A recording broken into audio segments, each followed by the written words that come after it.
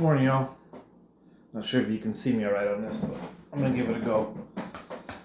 The other side of my phone screen's cracked, so it doesn't take good video. Took the day off work today. I took my son skating, roller skating, a few days ago. And I haven't been on a pair of roller skates in 20 years. Something like that, So I thought, I'm going to give it a go to go roller skating. Took my boy. He was having a great time, which is what matters, of course.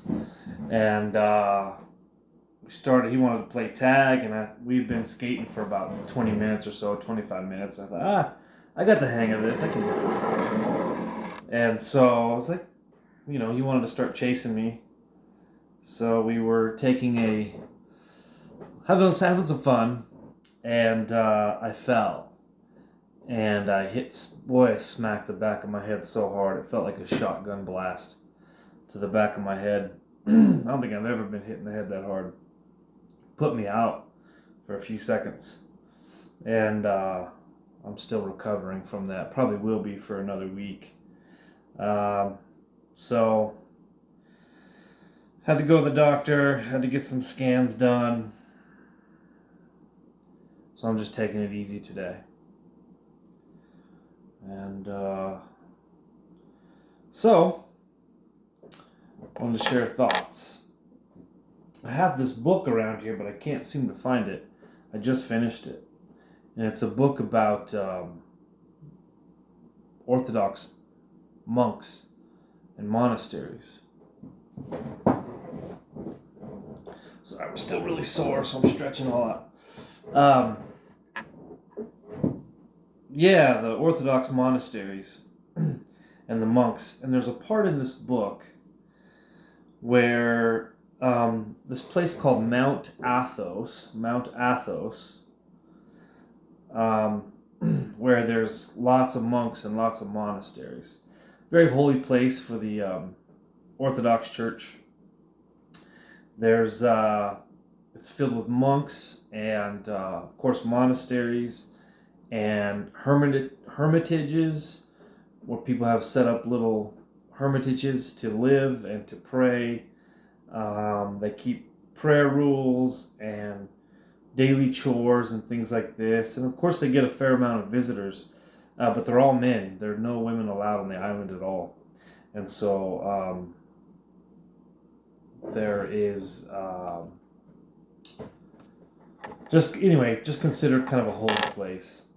And one of the things the author was writing about was how a journalist had went there to interview and discuss some of the monks on Mount Athos. And the something that stuck out to me that was very interesting, I thought,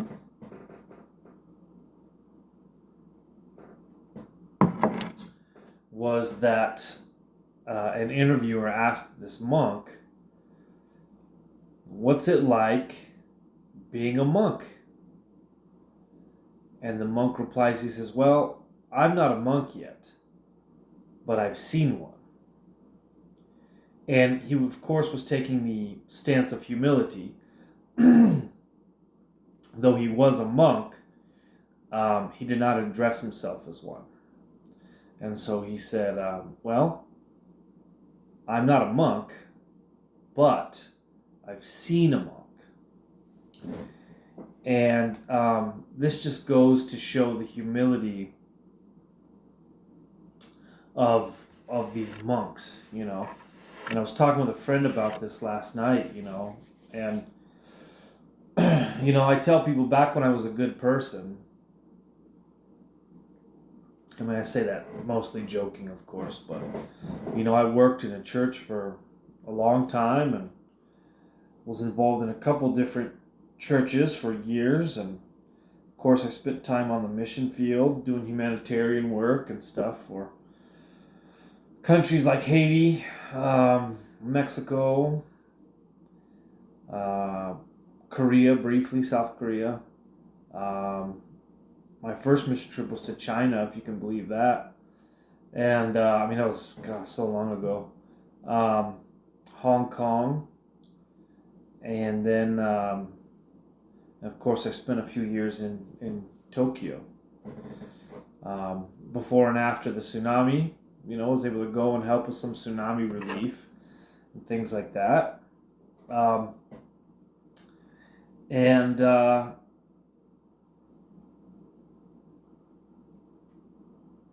I felt like, at least in my younger years, I really applied as best I could scripture to my life and wanted to really like change the world for Jesus, be a good Christian and do all the right good Christian things that you're supposed to. I mean, I really applied that to my life, and I don't think it was bad.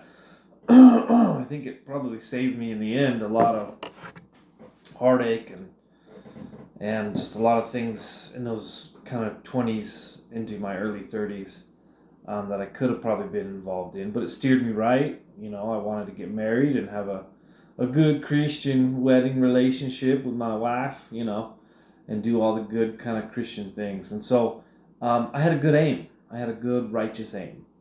And I don't regret any of that at all. In fact, I'm very thankful for it. And was able to live a bit of a different life than a lot of people at my age range were doing, just traveling a lot, helping other people, blessing other people, studying another language in a foreign country. I still have friends in other countries that I still keep in touch with. Really beautiful.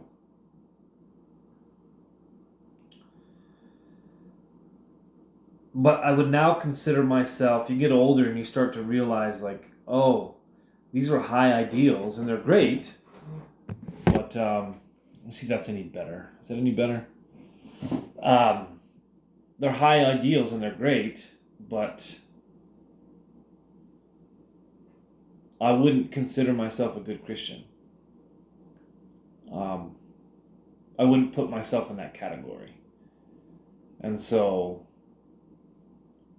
I think the same thing applies. It's like, well, like the monk said, it's like, well, I don't know what a good Christian is. I'm certainly not one, but I've met one. I've seen them. I've talked to them. And I've had coffee many a times with great sit downs, having great exchanges with good people, good friends in lots of different areas and countries. And I've been blessed to share in the lives of many good Christians. I wouldn't consider myself one of them. But I've been around them. I've been blessed by them. I've seen them. I see how the world moves around good Christians. I've met them. I've been amongst them and feel blessed to have rubbed shoulders with some people who really love Jesus. What a blessing. Absolutely. As I sit here this morning and drink some coffee and puff on some tobacco, reflecting over the many years of God's goodness and faithfulness in spite of my inability and my lack to really follow Jesus, and just reflecting on a goodness that I can't repay. That's it.